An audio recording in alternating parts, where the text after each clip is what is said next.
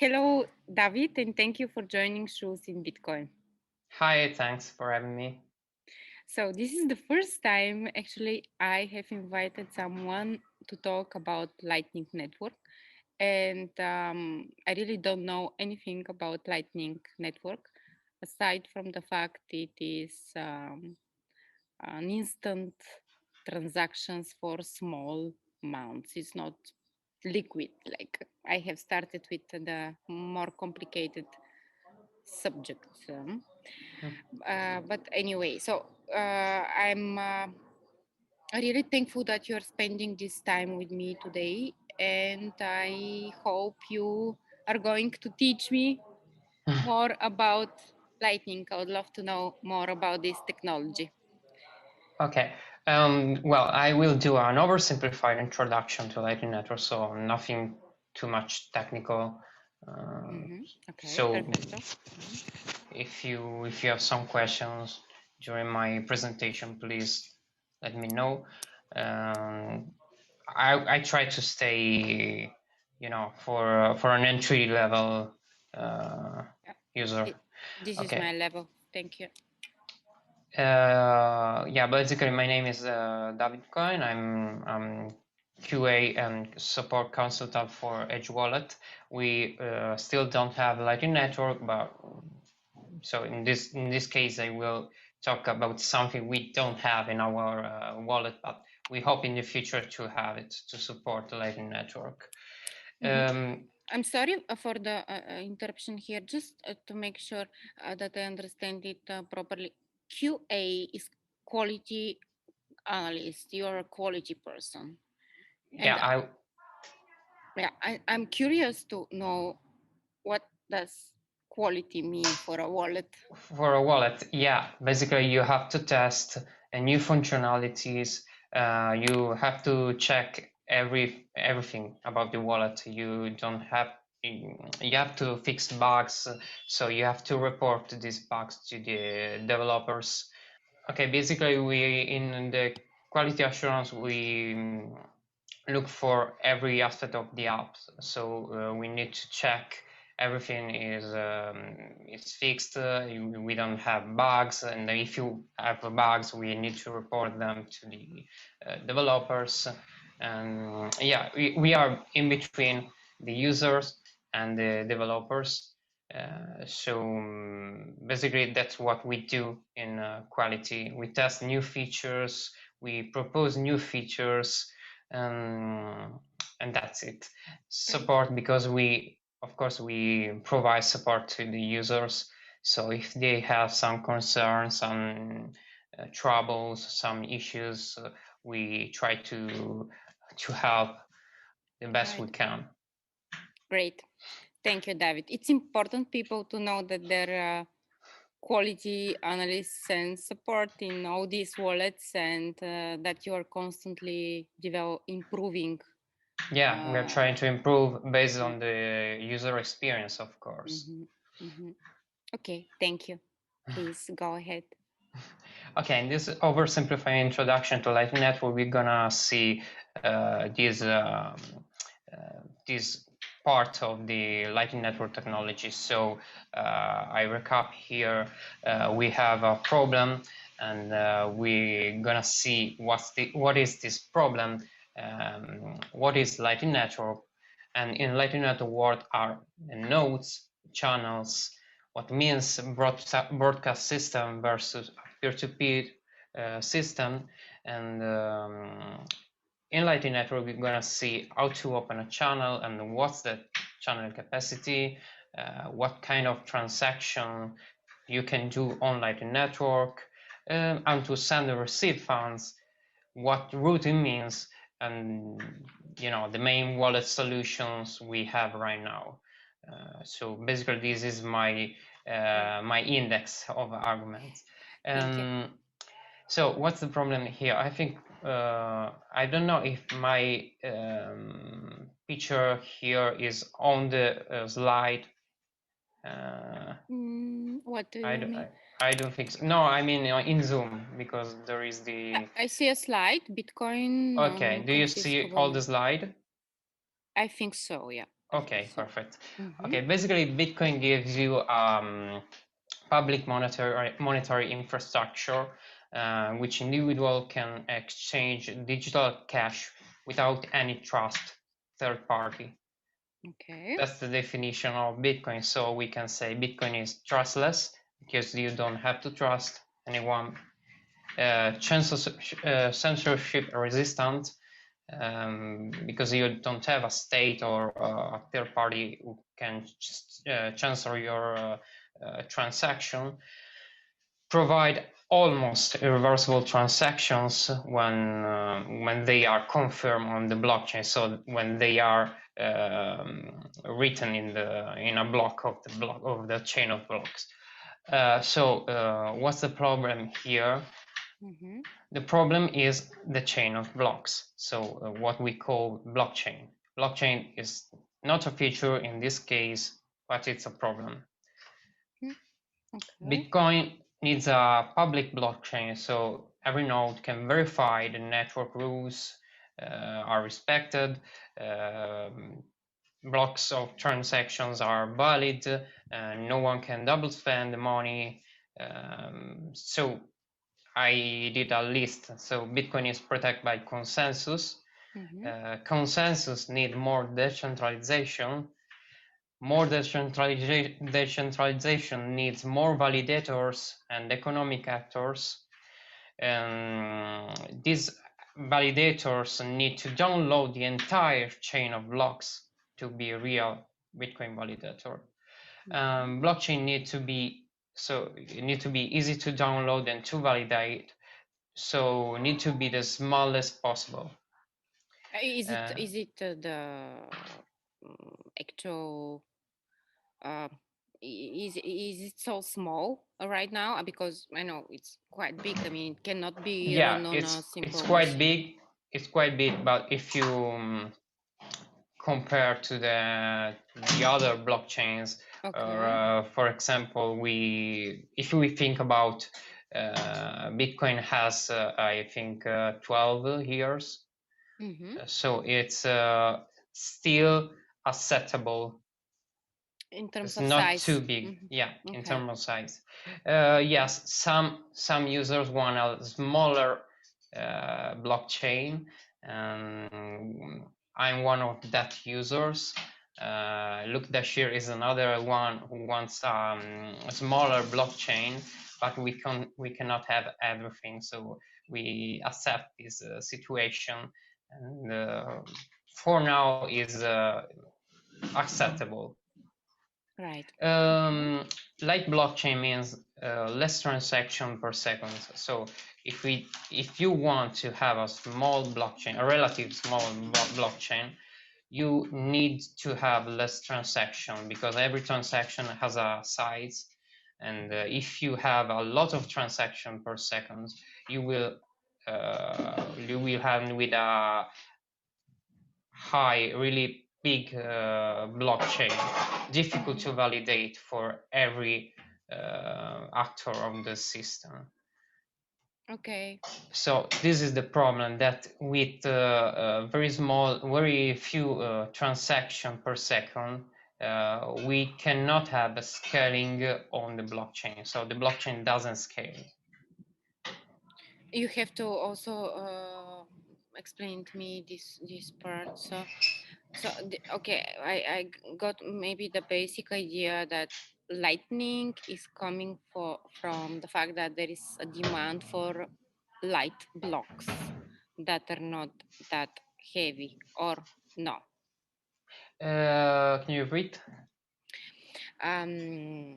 So is the lightning part that right now I'm sure you're going to talk about in a while. Is it the name of lightning? It's coming from the fact that the blocks no, need to. not because of because it's light, but because it's lighting. It's like Speed, light speed. flashlighting. Okay. Yeah. Speed light. Okay. Yeah. So it's very fast. Instant. The idea is to have a fast, a really fast network. But the most important thing is that we are here to solve a problem, and the problem here is scalability of the system. If you want to have a peer-to-peer system, censorship resistant system, you need to have something really easy to to download, to validate. If this blockchain becomes really huge, like for example the Ethereum blockchain, you cannot have full node validators, because really small entities can manage this huge amount of data. Okay, so you need to have a fast connection, a huge amount of space on your servers. It becomes an industrial thing, not something you can do on your laptop, for example. And Bitcoin, you can still do Bitcoin on laptop. So that's the with a good thing. pruned node or no?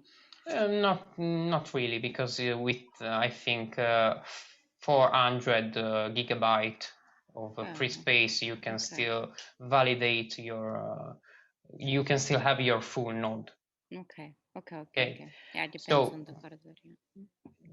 We made a choice. We decide to keep the size of Bitcoin limited. We have a cap. We have a fixed cap, and it's called block size. Every block has a block size. It's a fixed, really? It's fixed. You cannot have 200. 200. What was it? If you cannot have more than 1 megabyte of this parameter called block size. And with I will show in a few minutes. With Segwit, we had a system to increase this size, but actually the block size is fixed on 1 megabyte. Okay, sorry for the interruption. So I'm wearing the right hat or no? Yeah, right. Okay, but I don't know the size of the blocks, and that they are predefined to be a particular size. So you see, I'm kind of a scammer. No, I don't think so. It's not. Yeah, basically, I want the block size to be smaller, but I cannot rule over Bitcoin. I prefer a block size of, I think, 200, 300 kilobyte, but I cannot rule for Bitcoin. So in any case, the size right now is 1 megabyte. And if you want to change it, you need a hard fork, and we're not gonna have a hard fork in the near future. I don't know. I never say never, but in the near future, we are not to have a hard fork to change this parameter. Okay, because we would like, why we don't want to change this? Yeah, basically because with an hard fork you will end up with something incompatible with the previous version of the protocol. Okay, and it's not a soft fork; it's a hard fork. Exactly. It's a completely different. Yeah, exactly. On Bitcoin, we tend to have a soft fork, and to avoid hard fork. For example, recently we had. Actually, we are going to have in this November, we are going to have a soft fork called Taproot. So with Taproot, we will have not a hard fork, not something incompatible with the previous protocol rules, set of rules, but something still compatible. You can have Taproot, you cannot have Taproot. It's on you. And it's soft fork. Exactly. Yeah. Okay. Thank you. I go ahead if you please. Don't have. Yeah. Okay. So there are many different ways to try to solve this scalability issue. The first one, we talk about the block size. Basically, there is someone will say, okay, we have this problem, scalability. We can simply remove this limit that was introduced by Satoshi Nakamoto, this block size limit, and we can basically change these block size to, I don't know, 8 megabyte, 16 megabyte, and so on, based on what we need. And so they create first a proposal called Segwit 2x, so 2 times the block size for the Segwit fork, but that was a hard fork, and they lost the battle for this hard fork. So thanks to your hat, we now have only Segwit. It's for sure not thanks to my head, but thank you. I'm going to so yeah, Excelium. correct. Okay. And someone said, okay, we go, in any case, we go with our idea of hard fork, and they create Bcash, called also Bitcoin Cash, but we call it Bitcash. Then they create BSV and other shitcoins that increase this block size parameter. Okay. Another way to solve scalability issue is by using a sidechain. So we have, for example, Liquid. There is that is a federate sidechain, or we can, wrap coin inside of another shitcoin protocol. For example, we have the so-called Bitcoin own Ethereum, but they are not Bitcoin. They are only tokens that represent Bitcoin. They are called wrap coins. Okay. Or the third way is to do the things right. I mean, we need scalability, so we can do 3 steps, basically. We can keep the Bitcoin protocol with its blockchain as a settlement layer, improve the settlement layer with optimizations. For example, we talk about Segwit. Segwit was a soft fork and was an optimization which helped us to create Lightning Network. We will have Taproot in November. With Taproot, we will have Schnorr signature. Schnorr signature helps to reduce these the size of the single transaction, like Segwit before. And in the future, Segwit was segregated witness. Right, Okay. right. And if you, for example, right now, if you send a transaction using a native Segwit address, you spend less fee and you have a smaller transaction compared to the old version Bitcoin transaction. Without this fork, because soft fork, because all these abbreviations here are representing particular changes on the main protocol. Yeah. Okay. Soft fork, always soft fork. Yeah. Okay.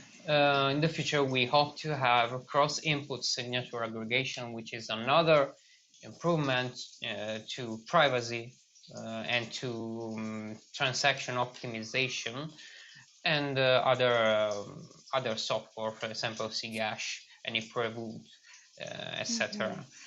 And point C, create a peer-to-peer network which doesn't require on-chain transactions, and we call it transaction layer. So basically, we can have a settlement layer which works as usual with some optimizations, even some huge optimizations, but without increasing the block size, increasing the size of the entire blockchain.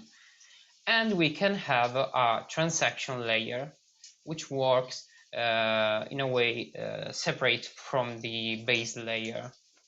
Okay, we will see it's not really separate, but just to simplify, we can see the transaction layer as something basically separate from the first layer, the on-chain transaction layer. But the on-chain transaction layer is not dependable on this additional layer that is No, being you created. can, yeah, the good thing is you can develop on above Bitcoin, I mean, on top of Bitcoin, without touching the base layer and without, you know, screwing things up with your improvement, because they also cannot be improvements, could be something dangerous, and you can try that things on another level in order not to touch the base layer. Right. Okay. That's a good observation. Okay, so Lightning Network is the first and only, for the moment, Bitcoin transaction layer. It tried to solve the scalability issue. So a transaction between users don't need to be written in the In the blockchain. blockchain. Yeah. And how it's being kept actually, the all this information for these transactions, so they Ah, will yeah, be we will see okay. in a few Okay. minutes. Okay. Okay. Thank you. So what is Lightning Network? Well, Bitcoin and Lightning are both networks of nodes, basically. On Bitcoin, we have Bitcoin nodes. These nodes receive the transactions from the wallets, broadcast the transactions to the networks, validate blocks of transactions, and above all, they enforce the rule of the network. They watch. They are like like watchmen. They control that the rules of the network are intact, basically. Okay. So basically, this is another type of a node. It's not a Bitcoin No. full node. They are, yeah, Okay. they are the Bitcoin full nodes. Yeah. Okay. Receive the The- transactions from the wallets, yeah. broadcast them, validate blocks of the transaction. Exactly. Yeah. When you basically when you want to send a transaction, for example, I send a transaction to you, Valeria, and I use my node. My wallet send a transaction to ask the wallet, ask the node to broadcast the transaction with the rules I set on the transaction. For example, I want to spend 1 Bitcoin to the Valeria address. Okay. So the my node take this transaction, create this transaction, and broadcast to the other nodes of the network. This is still an unconfirmed transaction. So the transaction goes to the mempools of the different nodes. Okay, and so the miners take this transaction, um, writes the transaction in a candidate block. Candidate block. Yeah, candidate block Okay. with other transactions from other users.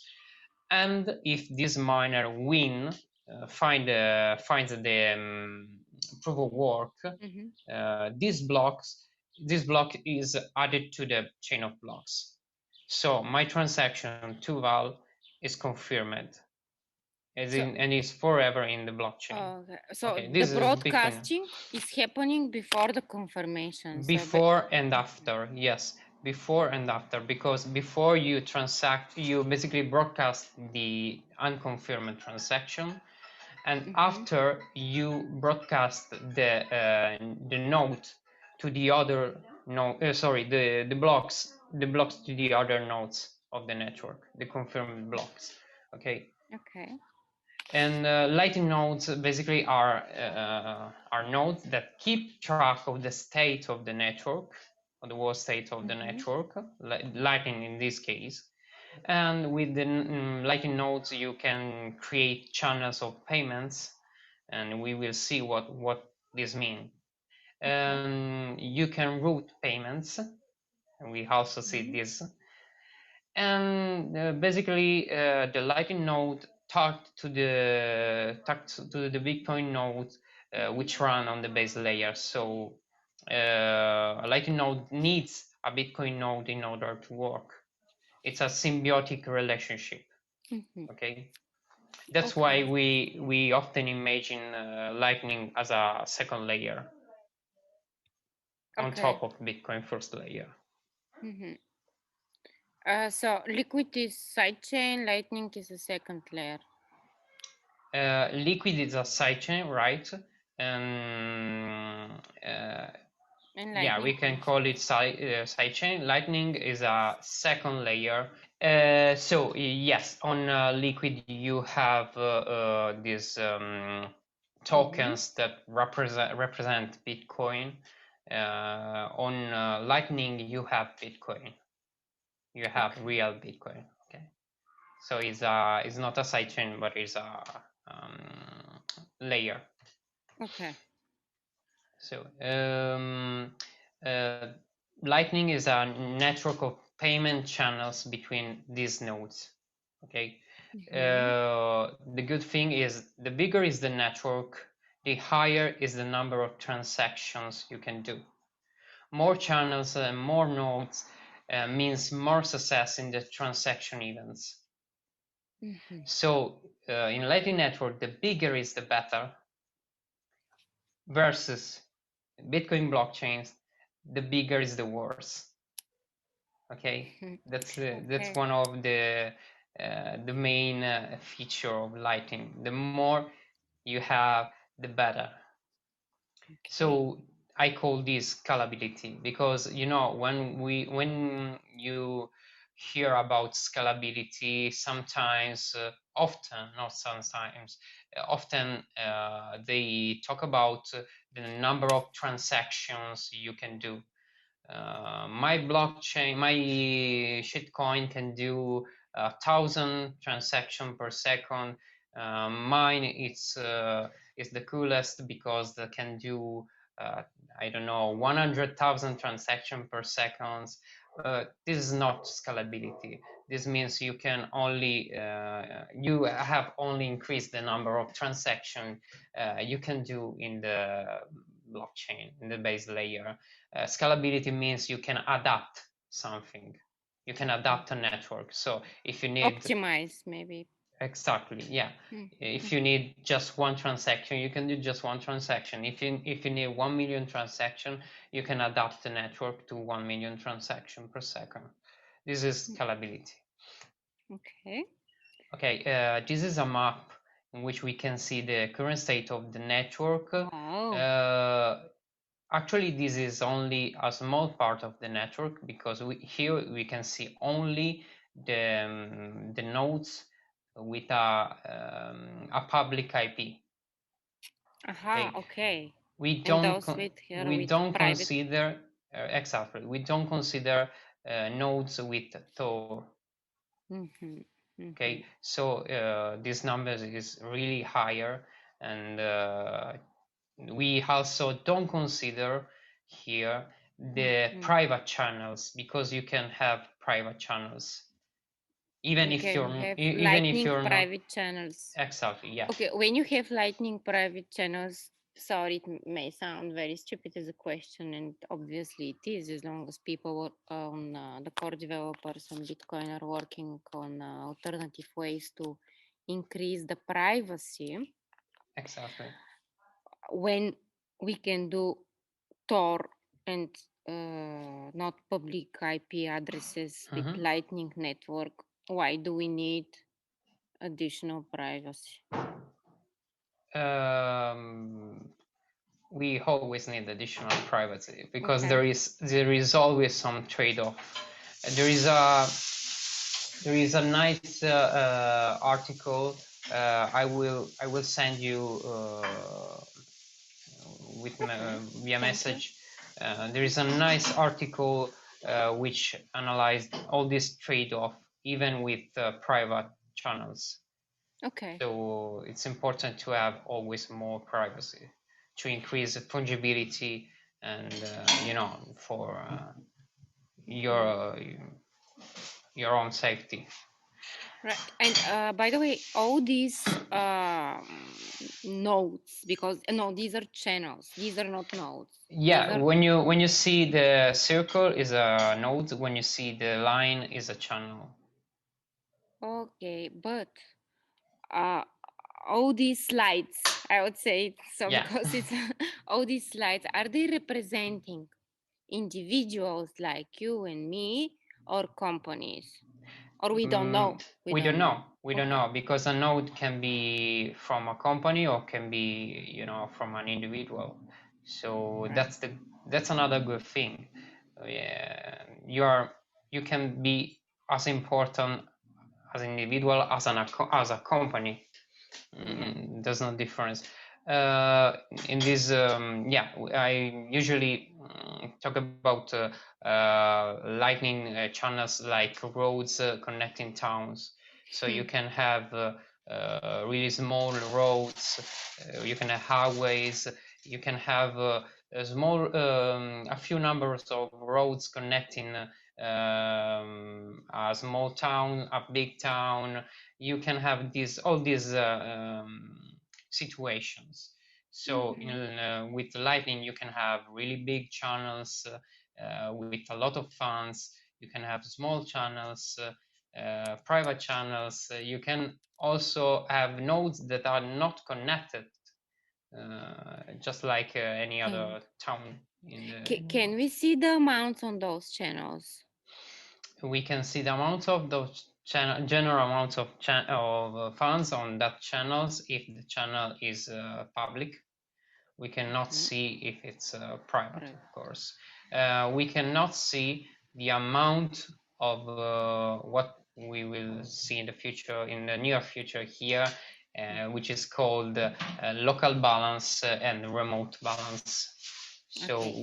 we see this amount as a general capacity of Mhm. the channel connecting two nodes, but we don't know where are the funds, if they are all in a single side or in a single side, in both sides, in we will see in the near future, in a few minutes. We will Okay. see everything. Okay. Okay, so we already say that on Bitcoin protocol, every transaction is written in the blockchain, in a block of the blockchain. So every single transaction. We can imagine Bitcoin protocol as a broadcast system because in this example, Alice wants to send funds to Bob. So Alice sends funds to Bob's public address. Okay, you have a public address. I send you funds. This transaction is broadcasted to the nodes of the network. Miners take the transaction from the mempools and put in the candidate block, and the miner who finds the proof of work enters the block into the chain of blocks. Bob finally has the money.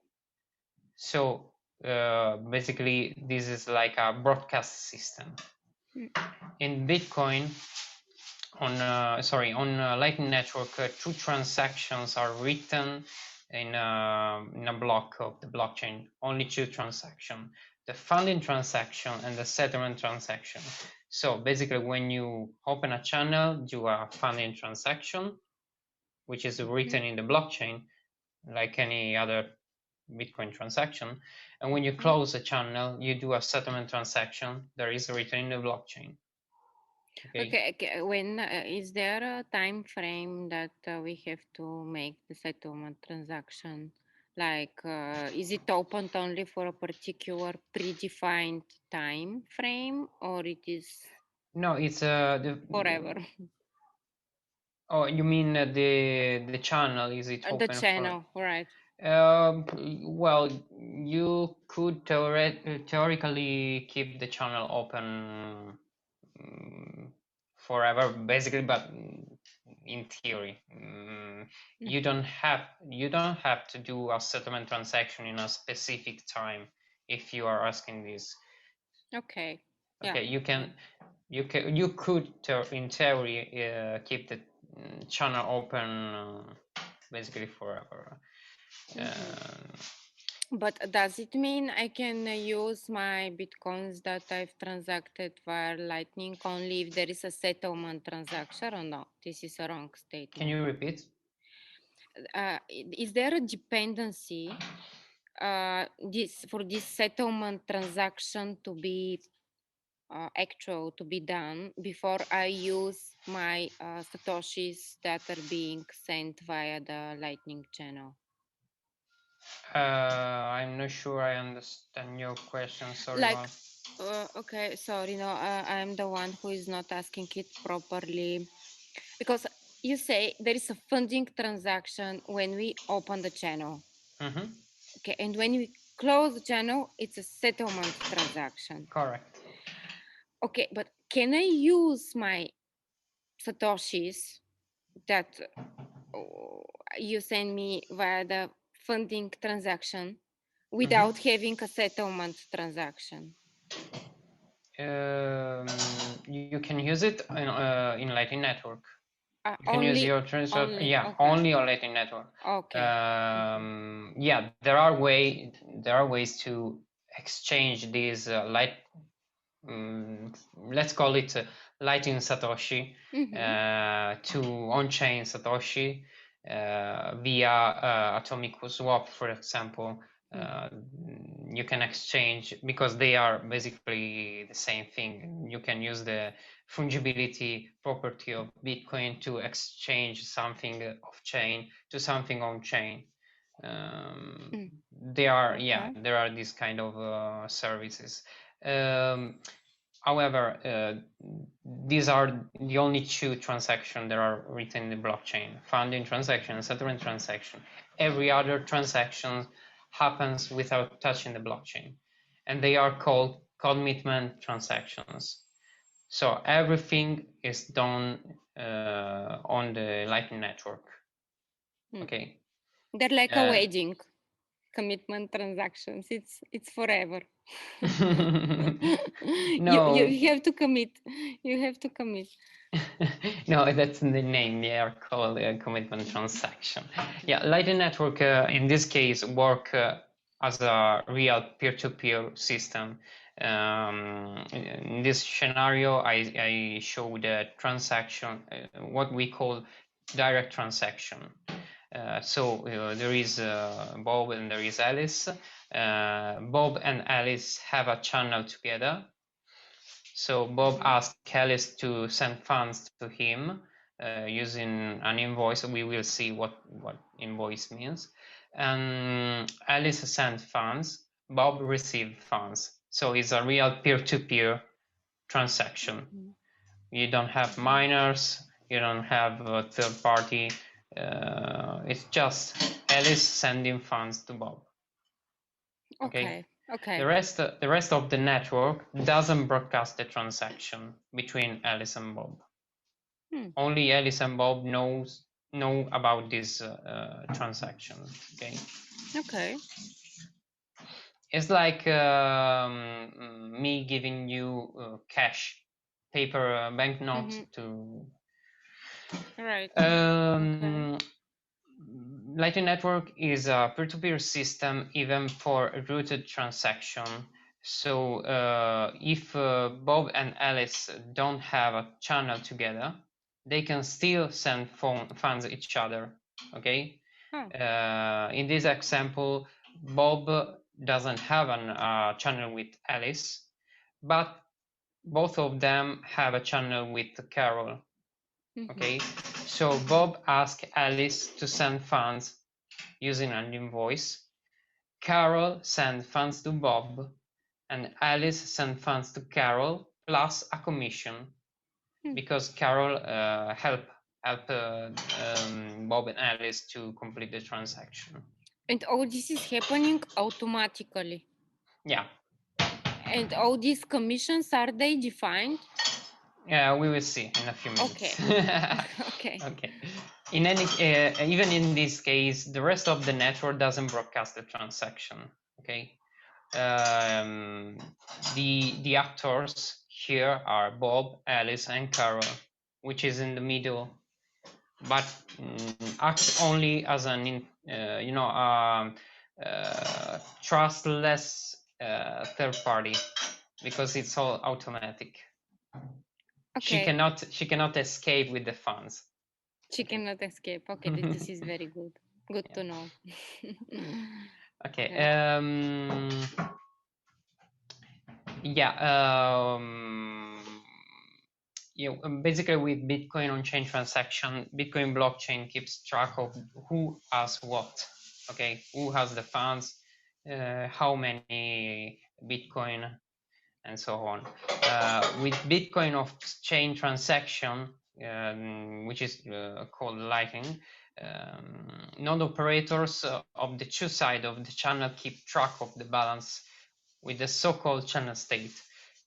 So on Bitcoin we have blockchain, on Lightning we have channel state. Okay. So on Bitcoin on-chain, every confirmed transaction is written in the blockchain. In Bitcoin off-chain, every movement of funds inside a channel updates this so-called channel state. Okay, so Okay. every movement of funds inside the channel updates the channel state. Yeah, for example, if I have 1 Bitcoin on my side and you have half Bitcoin on your side, we have a channel together. If I send you half Bitcoin, now I have half Bitcoin and you have 1 Bitcoin, okay? Right. So in order to keep track of this transaction, our nodes keep track with the channel state. And they need to keep this channel state update. Okay. Is the ledger, is our ledger Okay. to simplify. Okay. Okay. The channel state. Yeah, if you send 0.3 Bitcoin to me or to I don't know, a node connected to me, I will keep track of the Satoshi you send, and you will keep track of the Satoshi you send. Okay. So, only both of us. Yeah. Okay. Of course. Not Okay. the entire network. Okay. Okay. Understood. Thank you. So yeah, this is on-chain transaction yeah, versus on-chain Lightning. transaction versus Lightning transaction. You basically in on-chain transaction you have a ledger, and in Lightning transaction you don't have a ledger, but you have a channel state to keep update. Okay, so how can we open a channel? So when Alice needs to open a channel to Bob, for example, she needs to know something from Bob, and it's called Bob URI. What does it mean? Yeah, URI is the node public key plus the IP or onion address of this the is node. the so-called onion address. Okay, Yeah. because you should know what a web URL. Yeah, so you have, for example, www.google.com. This is a URL, okay? This is a unique parameter. And URI is a unique parameter because any other node, no other node can have your very same URI. Like no one can have the same. It's like an address. It's like a public address plus this another public address, which is the IP or the onion address if you have if you run Tor. Okay, if you don't have onion is only for the private ones. Onion is for example, I have a node which has both IP and onion. So if you are not able to connect to an onion address, you can use my IP. I have another node which is only Tor. So you can only connect if you can connect to onion address. It's completely private, so I don't expose my public IP. it's a choice. I mean, it's better if you can use this, if you can use Tor for So, privacy. and all these notes are not on the picture, on the photo that you have showed to me previously. Because you cannot know where they are located. Right. If you ask the that map to show you the Tor node, the Tor nodes, the map will show you the node everywhere because cannot see where the node is. Okay. Okay. Thank you. Okay, so in order to open a channel to Bob, Alice need to do the funding transaction. The funding transaction is a on-chain multi-signature transaction. Okay, in The which funnel transaction, the you said. funding when you want to open a new channel, you need to Okay. do this. It's like a common Bitcoin transaction, but it's a multi-signature transaction actually. And in this transaction, basically, Alice decide the amount of funds she want to use as a channel capacity. So let's say Alice wants to create a channel with 1 Bitcoin. Okay, she wants to use 1 Bitcoin. She will have one. To simplify, she will have 1 Bitcoin as channel capacity. She will have a bit less, but I will not explain why right now. Okay, Okay. but in any case, this is the channel capacity. Okay. What we call channel capacity. Alice also decide the mining fees she want to pay for the on-chain transaction. Okay, because how does she decide it based on because what? it's like any other on-chain transaction. Okay. With Bitcoin on-chain transaction, you can select, if you have a good wallet, you can select the fees you want to pay. Okay, Based so on if you confirmations that you want to yeah, receive. exactly. If you want your transaction to be confirmed faster, you will send a higher amount of fees.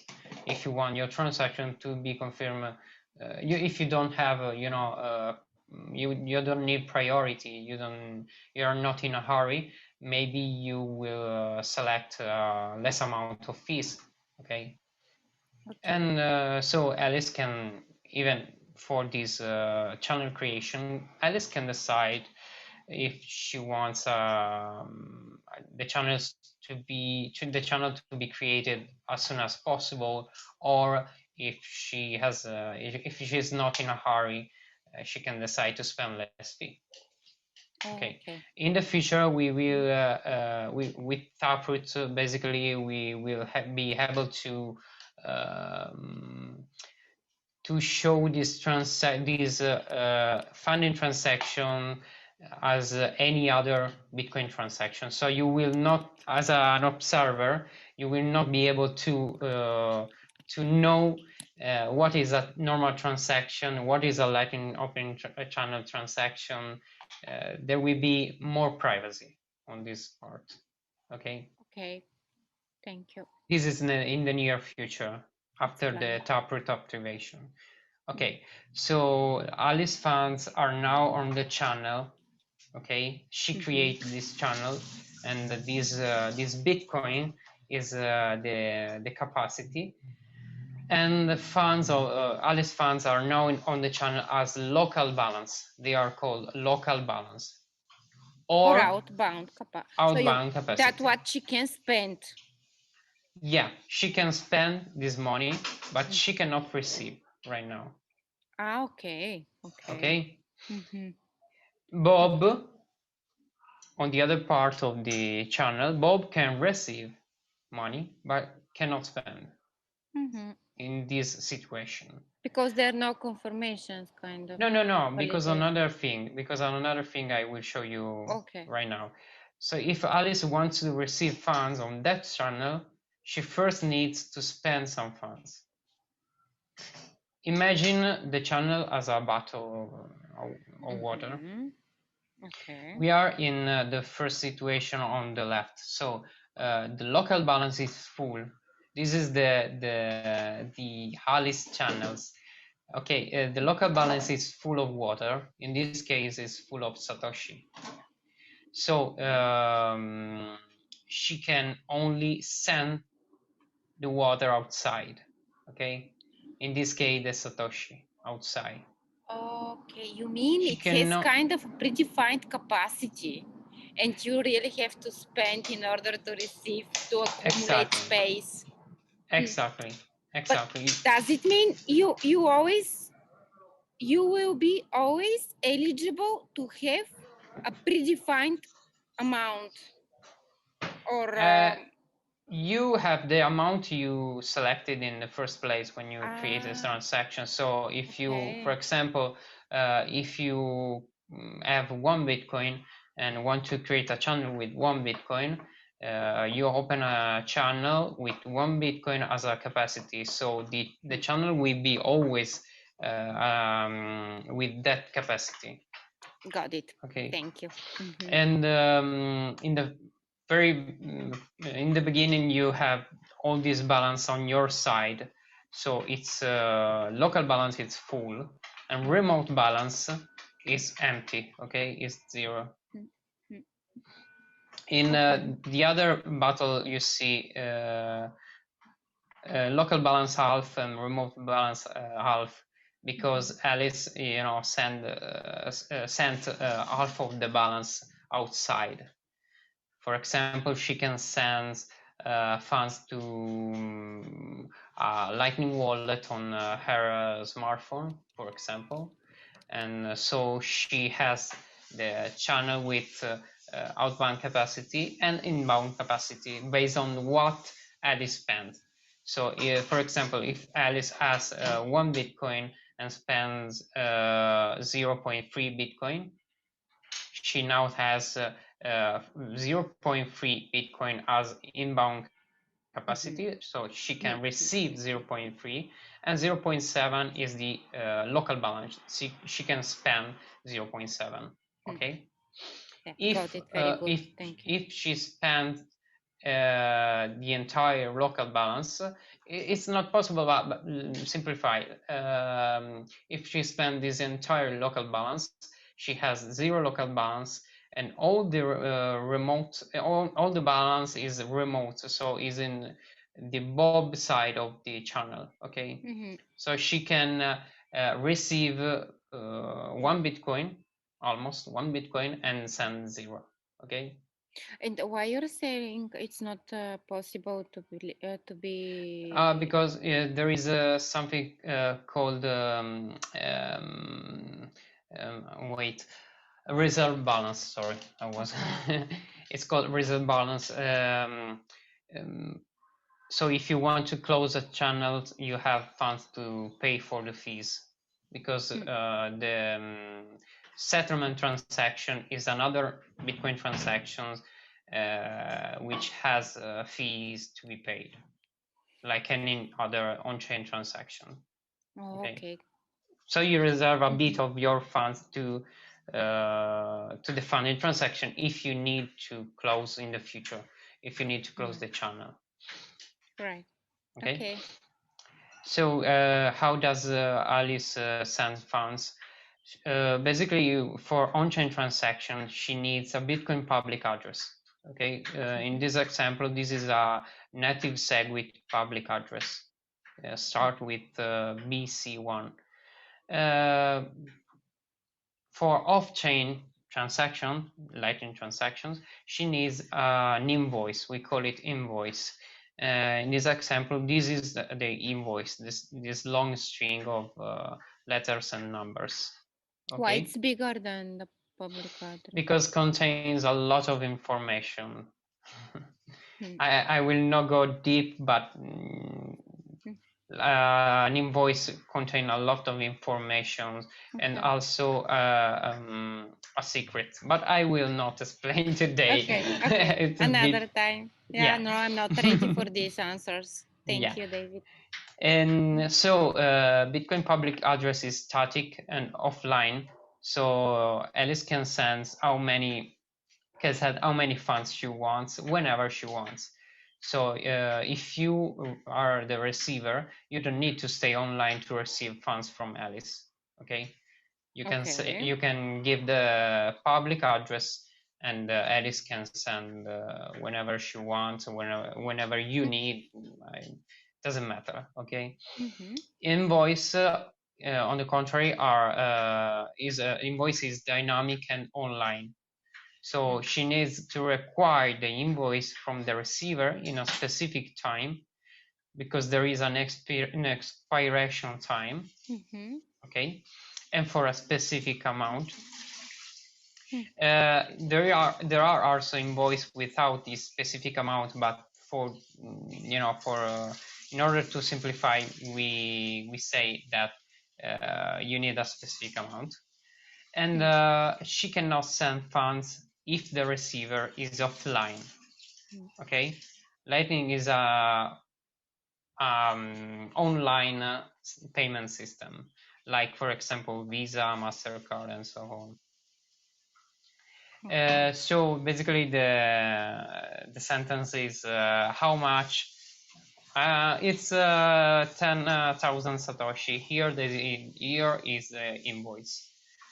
So just like the normal, in-store payment. Right. Okay. Great. And And this specific time, there is an expiration time, you're saying. yeah, So, what is the maximum? The minimum is? Are there any rules or no? Actually, you can. I think you can.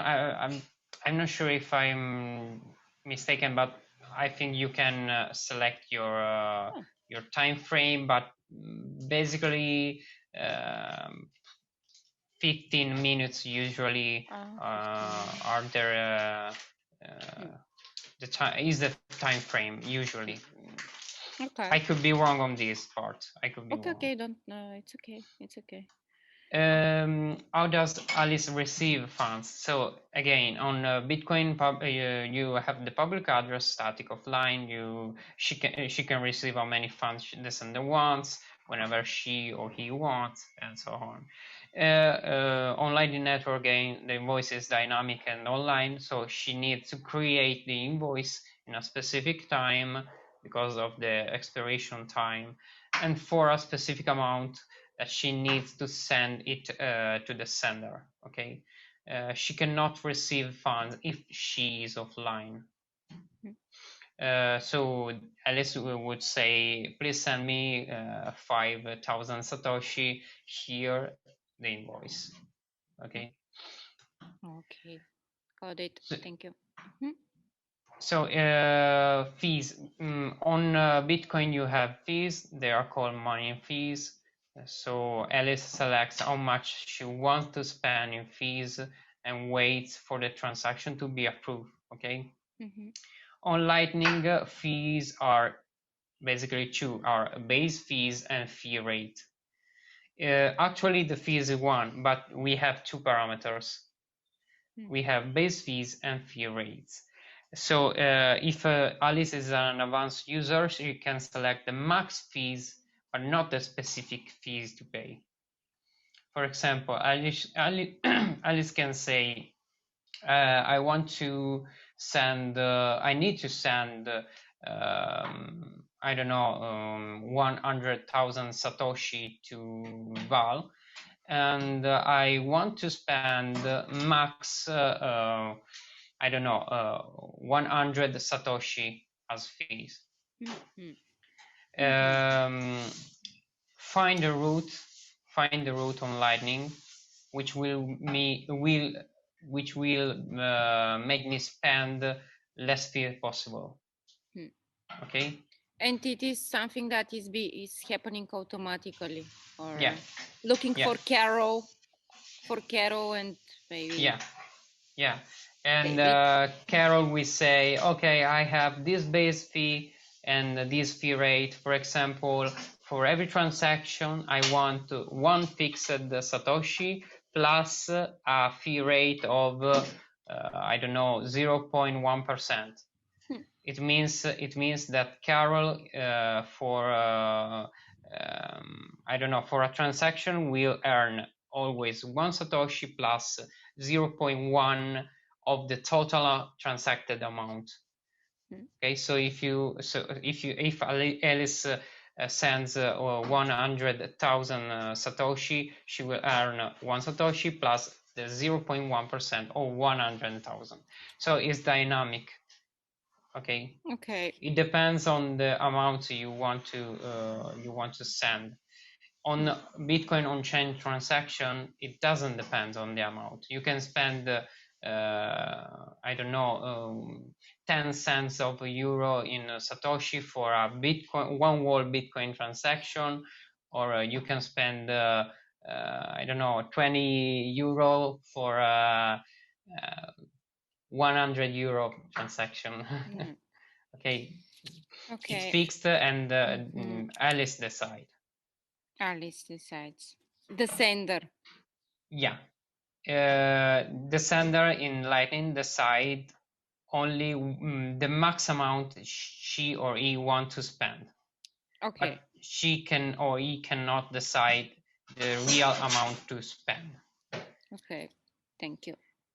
One important thing to know, in Lightning Network, there are no fees for direct payments. So for example, if you and I have a channel together, and I need to send you money, I will not spend anything in fees. Very, very interesting. That's why it's important to have a channel, a direct channel with, for example, services we usually we tend to use. For example, if I want to recharge my phone number, I can have a direct channel with Bitrefill, which is a company that provides phone recharge. Okay. Right. This and you way open a Lightning channel with them, and you save from fees. Yeah, exactly. Okay. This way, for recurring payments, I will save fees. Also, for example, if let's say my I always go to the pub, to a specific pub. I want to pay in Bitcoin, and I have a direct channel with the owner. I will not spend fees on the transaction. Okay, this is important to know. Yeah, it's very important. I understand. Thank you. So in this scenario, this is not a direct payment. Alice needs to pay Carol, but she doesn't have a channel with Carol. Okay. How is it possible? Well, Alice pays fees to the node connected to her and pays Carol funds to Carol. So, for example, Alice doesn't have a direct channel with Carol, but she has a channel with Bob, and Carol has a channel with Erica. Okay, and Bob and Erica share a channel together. So in this scenario, Alice can send the funds to Bob. Bob can send the funds to Erica, and Erica can send the funds to Carol. So in this scenario, Erica pays Carol. Okay, Bob pays Erica, and Alice finally pays Bob. So Bob because fees. Of the Bitcoin fungibility. So it's like if I say, Val, please give your fiance €5 because I have to pay him €5. Okay. You give €5 to your fiance. I give you €5 to you plus a little commission. Okay. Fair enough. It sounds absolutely fair. And this is automatically. This happens automatically. So I don't have to trust you. I don't have to trust you will pay your fiance €5 Okay, it's a Got it. trustless model. It's a trustless Trustless model. model. Okay. Yeah, and in this scenario, Bob earns fees from Alice. Mhm. Erica earns fees from Bob, and Carol gets the funds from Alice. I said from because actually Carol gets funds from Erica, but basically they are the same because of fungibility. €5 are always €5. Okay. Mhm. And all the cost of these transactions is to the senders, not to the receiver. Yeah, exactly. Yeah. Mm. Okay. Like in Bitcoin, you pay your transaction. Right. Okay. In the beginning. Okay. Yeah. Okay. But if you have a direct channel, you don't pay. So Okay. it's better to have as much as direct channels as possible. It depends. It depends. If you have recurring payments, it's better to have a direct channel. If you don't have a recurring payments, you have sporadic payments, it's not important to have direct channels because fees are really low compared to on-chain. Remember, we always do. We are talking about microtransactions. Small transactions. Yeah. So if you have to pay, I don't know, one whole Bitcoin, it's better to use Bitcoin on chain. If you need to pay a few hundred euros in Bitcoin, you can use Lightning. You will pay less than the Bitcoin on chain transaction. Okay. And for example, all these banks that are the so-called crypto banks and all these products and wallets that people are creating, like Edge. Right now, you have shared with me that you don't have implemented Lightning. Right now we don't have a Lightning network. So, For example, you can use it's a similar wallet. Breeze wallet, for example, is a wallet with Lightning network. okay. So you're using the main chain on chain.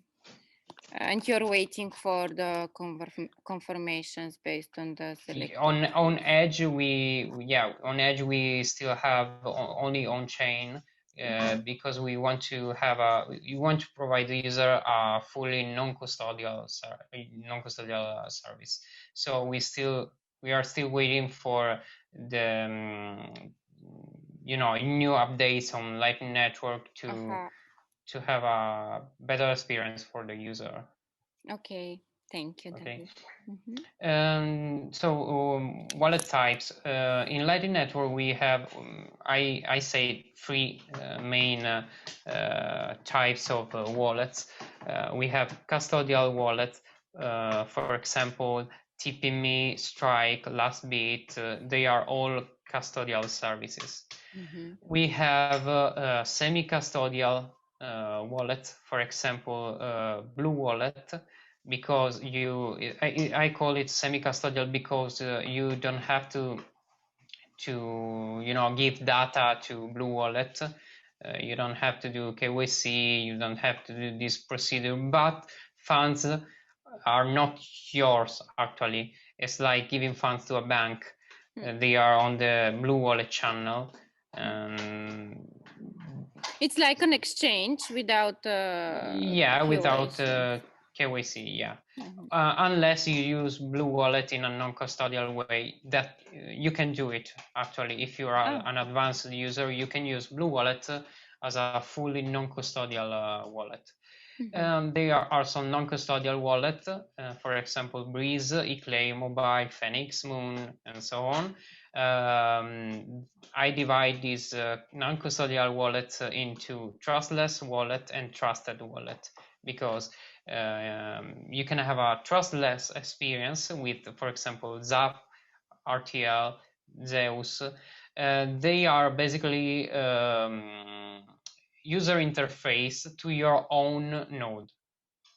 So they are not actually wallet. They are just like an interface to manage your node. Okay, It's like the graphic design, exactly. the user Yeah, there are. experience. This is the non-custodial trustless way to use Lightning Network. Or you have a non-custodial but trusted some way method to use Lightning Network with, for example, Breeze, Eclair, Phoenix, and so on, because you have these non-custodial wallets, so funds are yours, and they create channels for you in which there are your funds. You can also, for example, in Breeze, you can also manage this channel, but you trust the node from Breeze, from other company. So you trust the node to give you the good bitcoins and not fake bitcoins. You trust the node with your privacy. You trust the node with your funds in the sense that they could potentially close your channel, and funds are always yours. They go back to your wallet as a non-chain funds, as an on-chain transaction, but you have to trust this company when you operate on Lightning. Okay, Okay. somehow you have to trust this company, but they are great. They are great as a wallet. Okay. So for if you want to have the better lighting, the best lighting experience, so for your privacy, for a full non-custodial experience, and basically for freedom, you have to run a node. You have to run a Lightning node. Advanced user usually will install the Bitcoin Core or any other Bitcoin protocol implementation. Um, will install a Lightning implementation on top of this Bitcoin node, and we will do everything via command line. If you are not an advanced user, you can use Dockers. There are a lot of Dockers outside, so basically they are software ready to go. So you have, for example, MyNode, Umbrel, Raspberry Bleed, Embassy, BTC Pay Server, Docker. With a few steps, you are ready to go. Basically, you can create a wallet with, a node with Raspberry Pi. In this Do case, it yourself lightning node. yeah, do it yourself. Like, you can have this Raspberry Pi, usually 4 GB of RAM. Better if you have 8 GB of RAM. You can have your hard drive, 1 TB hard drive. Better if you have an SSD, and you have your micro SD card, so it's 16 or 32 GB of micro SD is enough. You basically take this software, uh, put this software inside the micro SD, plug the micro SD into your Raspberry, and follow the steps on the screen. It's really simple.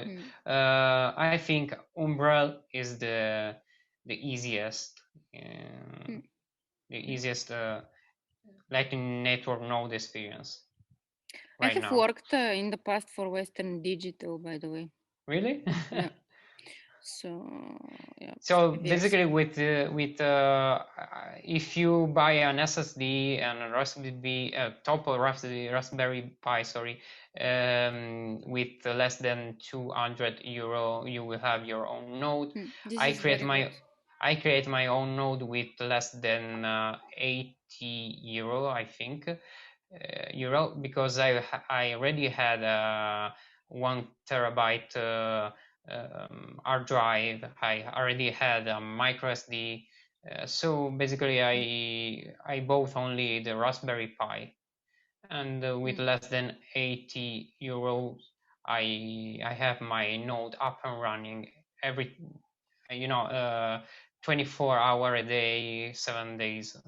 I saw you on Twitter. You were asking people to open channels with you.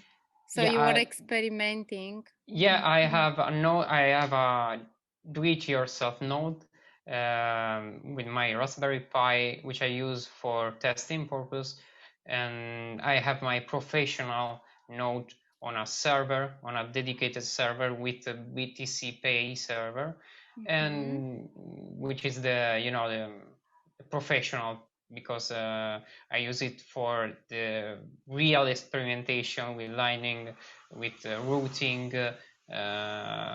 I'm trying to study the economic model of Lightning Network. So it's best to have a high range hardware to do this kind of. But you can experiment with just a Raspberry Pi. It's not really important, the hardware. The most important part is this: to play safe, because you don't have to be reckless. You need to try Lightning with very few Satoshi, because you can screw everything up. You can lose your funds, basically, if you do the wrong thing. And always remember to do redundant backups of your channel states. This is the most important part. Redundant backups of your channel states. You need always, because there is no blockchain. Okay, you cannot ask some other node to store your, well, actually you can, but the history of your transactions. Yeah, you need to keep the channel state, not only because you risk to lose your funds or to lock your funds forever, but because you risk to lose your funds, because there is something called penalty. So when if I have channels with you, we both have the channel state. Okay, if I communicate the wrong channel state, maybe an old one in which I have more funds than today, I will be punished by the network, because you will provide the newest channel state with a new history. So I will be punished, and my funds will transfer to you. This is only if you're doing with the one and the same node. If I share the wrong channel state, so for it could be it could be an error. It could be simply an error. So I accidentally missed a backup, or I could try to steal your funds. In this case, I will be punished. So my funds will be given to you. Fair. I love it. Very, very fair. Actually, I like it, but I don't like it. I mean, if depends if you are part of the punishment process. I mean, yeah, I mean, if I do some mistake, if I do some mistakes, or for example, if my electricity went away, my hardware didn't do the backup, and I will have a older version of the channel state. So in this case, I will be punished in any case, even if I'm not if I don't want to steal your funds. Just because you are not the network is considering it automatically as a threat. It's an attempt to lie the network. Maybe. Exactly. Yes, we are working on that. I mean, they are working on that. The real developers are working on something called L2, which is another protocol that could be a second layer protocol, or could work on top of Lightning Network, which has not this punishment system. but it's something we need to see another time. Okay. Okay. Another important thing is to enjoy the experience. Because sure. Lightning, Lightning, basically, if you have a node, you can understand a lot of new things. You can learn a lot of stuff. It's really an enjoyable experience. Yeah, the last thing I want to say is remember always what is Bitcoin. Bitcoin is a peer-to-peer electronic cash system. So with the Lightning Network, we finally have this peer-to-peer electronic cash system. It's a perfect description of Bitcoin, thanks to Lightning Network. Yeah, P2P electronic cash system. Thank you very much, David. Thank you. It was a very detailed presentation, and yeah, I really appreciate it. I hope we meet again when there are additional developments on Lightning, and in case. Yeah, sure. Also, please consider this was an oversimplified introduction. So if you are an advanced user, maybe you find something wrong. I try to oversimplify because it could be really difficult to understand Lightning Network. So I hope you enjoy this. Definitely. Thank you very much. Thank you, Valeria.